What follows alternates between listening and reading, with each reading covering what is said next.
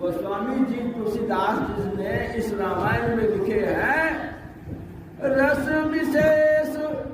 अरे रस कितने प्रकार के होते हैं? तो भोजन के रस होते हैं 6। खट रस, भाव भेद रस भेद अपारा। गोस्वामी जी तुलसीदास जी यहां लिखते हैं रामायण में भाव के बदल जाने से उसका रस का भी भाव बदल जाता है। भाव भेद रस भेद अपारा। नहीं वर्णन किए।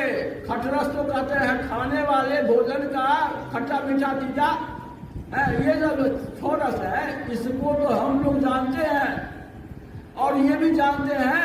लड़ाई में जाते हैं तो कहते हैं वीर रस, संगीत में जाते हैं तो संगीत रस हो जाता है।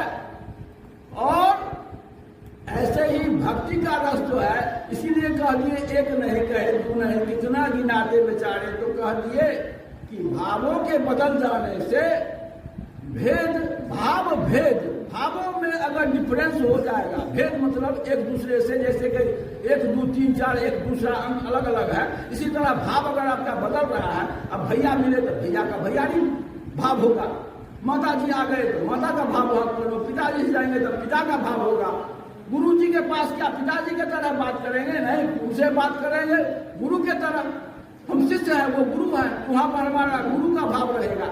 यानी कि भावों के बदल जाने से पत्नी के साथ जो व्यवहार होगा वो तो कहीं और नहीं हो सकता है। तो भाव भेद रस भेद अपारा।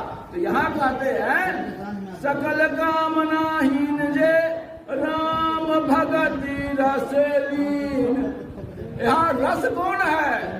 तो हमारा कह रहे हैं यहाँ जो भक्ति का रस है। ऐसे जो आदमी है, ऐसे लोग पूरे ब्रह्मांड में, उन लोगों को अलग चुन लीजिए कि वो कौन कौन है जो कि भगवान के भगति के रस में लीन हो चुके हैं। तो वर्तमान का तो हम नहीं कहेंगे कौन है भाई, किसी को कहेंगे तो दूसरे को कहीं अरे हमको नाम छोड़ दिए, उसको नाम दिए, महाराज जी का नाम ले दिए, उस संत जी का नाम ले दिए, तो कर ये एक दूसरे में स्पर्धा हो जाएगा तो हमारी बदनामी हो। इसलिए उनका नाम ले लेंगे। पिछला में चलिए ना रिकॉर्ड में, पिछला रिकॉर्ड में चलिए 1 से 1 भक्ति